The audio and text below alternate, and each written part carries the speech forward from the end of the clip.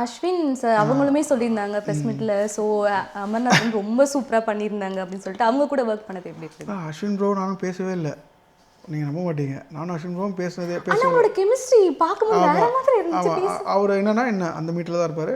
நானும் சரி அவரை டிஸ்டர்ப் பண்ணக்கூடாது என்னென்னு மீட்டில் இருந்தேன்.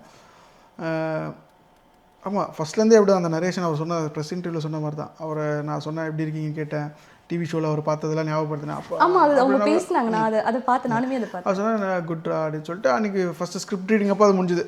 அது ஷூட்டிங் ஸ்பாட்டுக்கு அப்புறம் அவர் என்ன அப்படி தான் இருந்தோம், பேசிக்கவே மாட்டோம் தெரிஞ்சு.